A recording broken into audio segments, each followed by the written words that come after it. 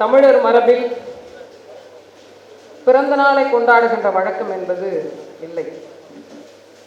ஆனால் சிலருக்கான பிறந்த நாள் ஏன் கொண்டாடப்பட வேண்டும் என்றால்,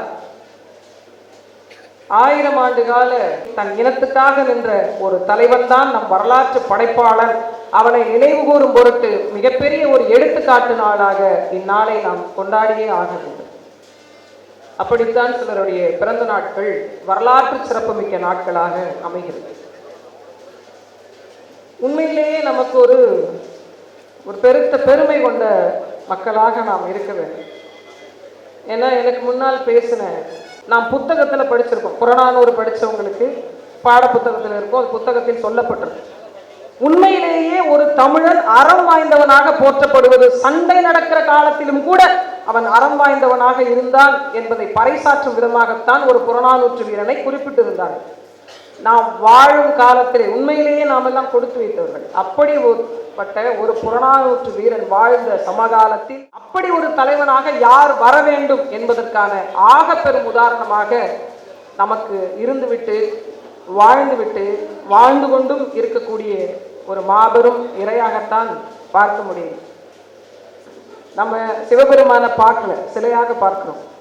முருகனை பார்க்கல, நேரில் காளியை பார்க்கல, காவல் தெய்வங்களை பார்க்கல, முனீஸ்வரனை பார்க்கல, பெரியாண்டவரை பார்க்கல. கூட்டங்களையும் பின்னால் இருக்க வைத்து விட்டு அவர்கள் முன்னின்று படை நடத்தி வெற்றி கண்டு வீரம் புரிந்து வெற்றி கண்டு நம்மை வாழ வைத்தவர்கள். அப்படி தமிழினத்தினுடைய மிச்ச சொச்ச கூட்டமாவது உரிமை மிகுந்தவர்களாக வாழ வேண்டும் என்று இந்த களத்தில் இந்த நிலத்தில் போராடிய ஒரு பெருமகனின் பிள்ளைகள் என்பது நமக்கு பெருத்த பெருமை. எனக்கு தெரிஞ்ச வரைக்கும் நான் சின்ன பிள்ளையிலேருந்தே இவரை எங்களுக்கு தெய்வம் அடை அணிந்த புகைப்படங்களை நான் ரொம்ப சின்ன வயசுலேயே பார்த்துருக்கேன். கடற்கரையோர கிராமங்களில் நிறைய வீடுகள் இருக்கும். ஏன்னா இவர் இருக்கும் வரை எங்கள் மீது சிங்கள கடற்படை துணிந்து கை வைத்ததில்லை, ஒரு பயம் இருந்து கொண்டே இருந்தது. அதனால இவர் எங்களுக்கு இரையாக எங்களின் பாதுகாவலனாக பல்வேறு நிலைகளில் சொல்லப்பட்டிருந்தாங்க. ஆனால் அப்போ நான் உண்மையிலே எனக்கு தமிழ் தேசியம்னா என்னன்னு தெரியாது. நான் நாம் தமிழர் கட்சிக்கு வரும் வரைக்கும் இலங்கையில் நடந்த சண்டை தெரியும், எனக்கு தமிழ் தேசியம்னாலும் என்னன்னு தெரியாது. எதுக்கு தமிழ் தேசியம் உள்ள வந்த பிறகுதான் உண்மையிலேயே நாம் யாரு, நம் வரலாறு என்ன, எதற்கு தமிழர் நாட்டில் தமிழ் தேசியம் அமையணும் நம்ம நினைக்கிறோம், நம்மளுடைய கலை என்ன, நம்மளுடைய பண்பாடு என்ன, நம்மளுடைய வீரம் என்ன, இவர் எல்லாவற்றையும் ஒரு இங்க வந்த பிறகு நம்ம தெரிந்து கொள்றோம். இப்போது நம்ம பார்த்துருக்கோம் என்ன அப்படின்னா, பொதுவெளி சமவெளி மக்கள்ல நம் தலைவனை இந்த இனத்தினுடைய அடையாளமாக இருந்த ஒரு பெரிய இன புரட்சியாக தான் நான் இதை பார்க்கிறேன். இது ஒரு விடுதலை புரட்சியாக, இன புரட்சியாக வந்துதான் உன் இனத்தின் தலைவனை அடையாளம் காட்டி தன் மக்களுக்கே புரிய வைக்கக்கூடிய ஒரு சூழலில் இருந்த நம்மை ஒரு மிகப்பெரிய ஒரு வெளிச்சத்திற்கு கொண்டு வந்து உன் தலைவன் இவர்தான் என்று அடையாளம் காட்டியது நாம் தமிழர் கட்சி அண்ணனும். இல்லைன்னு வச்சுக்கோங்களேன், இப்ப வரைக்கும் இவரை தீவிரவாதிகள் தான் வச்சுட்டு இருப்பாங்க.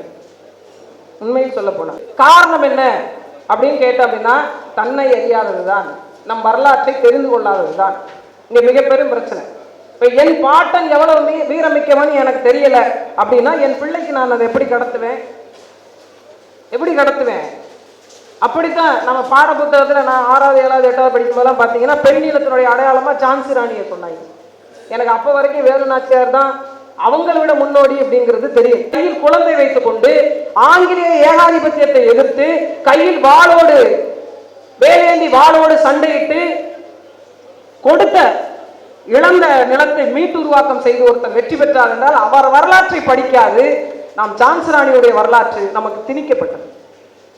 அப்ப இதெல்லாம் தெரியணும்னா நமக்கு முதல்ல வரலாறு தெரியணும், முதல்ல நீ யாருன்னு தெரியணும், தமிழன்னா யாருன்னு தெரியணும், உனக்கு என்ன மாண்புன்னு தெரியணும், உனக்கு என்ன அறம் தெரியணும். இல்லைன்னா நாம் விழுந்திருப்போம். சிலப்பதிகாரத்தில் ஒன்று சொல்லுது, அரசியல் பிழைத்தோருக்கு அறம் கூற்றாகும், உரைசால் பத்தினியை உயர்ந்தோர் ஏத்துவர், ஊழ்வினை உறுத்து வந்து ஊட்டும், சத்தியமாக இது தமிழன் கடைபிடித்த அறம்.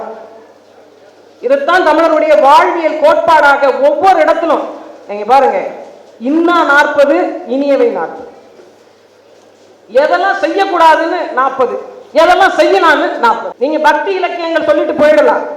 பக்தி இலக்கியங்கள் என்ன சொல்லணும், நீங்க தன்னாடுடைய சிவனையை போற்றி எந்நாட்டவருக்கு இறைவா போற்றி என்று நீங்க போய் நின்று ஒரு வழிபாட்டு தளத்துல பாடிட்டு போயிடலாம். ஆனால் அதிலும் கூட மாண்பை விதைத்து, அதிலும் கூட மருத்துவத்தை விதைத்து, அதிலும் கூட அறிவியலை சொல்லி, அதிலும் கூட ஆழ்ந்த சிந்தனைகளை சொல்லி ஒரு இனம் வளர்ந்தது என்றால் தமிழினம்.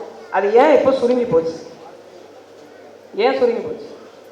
காரணம் என்ன அப்படின்னா, ஒட்டுமொத்த காரணமாக இருப்பது அவர்.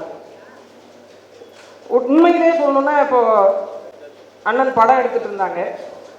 ஒருவேளை படம் எடுக்க மட்டும் போய் அங்க போய் ஷூட்டிங் மட்டும் எடுத்துட்டு திரும்பி வந்திருந்தாங்க அப்படின்னா, உண்மையிலேயே இத்தனை பேருக்கான ஒரு தமிழ் தேசிய தலைவராக இவர் நமக்குள்ள புகுத்தப்பட்டிருக்க மாட்டார். ஆயுத போராட்டம் கைவிடப்பட்டது, அரசியல் போராட்டம் தொடர்ந்து கொண்டிருக்கிறது. ஆனாலும் அவருடைய எண்ணங்கள், அவருடைய கோட்பாடுகள், அவர் எதற்காக இந்த களத்தில் நின்று சண்டை செய்தாரோ அது இன்னும் நிறைவேற்றப்படாமல் இருக்கிறது.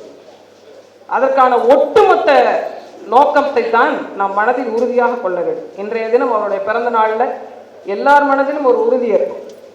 எது வந்த போதும் துணிவுடன் எதிர்கொண்டு சுயநல அரசியலை கைவிட்டு தனக்கான வாழ்வியல், அவர் அந்த மாதிரி நினைச்சிருந்தாலும் வச்சுக்கல, என் பிள்ளை, என் குட்டி, என்னோட சொத்து, என்னோட அடுத்த தலைமுறை அப்படின்னு அவர் யோசிச்சிருந்தார் அப்படின்னா களத்துல நின்று சண்டை செய்திருக்க வேண்டிய அவசியமே இல்லை.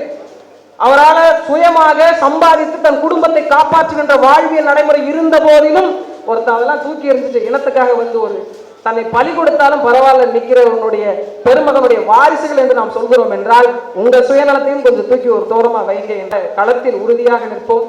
அவருடைய நோக்கத்தை வென்றெடுத்து அவருக்கு பரிசாக, இன்னும் சொல்ல போனால் அவருடைய பிறந்த நாள், வாழ்ந்த நாள், அந்த நோக்கத்திற்கான சண்டையிட்ட நாள், அவருடைய உழைப்பிற்கும் ஈகத்திற்கும் தியாகத்திற்கும் கொடுக்கின்ற பரிசாக ஒரு பெரிய இன விடுதலையை உருவாக்கி தருவதற்கான ஆயத்த புள்ளிகளாக நாம் அமைவோம். ஒட்டுமொத்தமாக ஒன்றிணைந்து செயல்படுவோம். ஏனெனில் நாம் தமிழர்கள். நன்றி, வணக்கம். நாம் தமிழ்.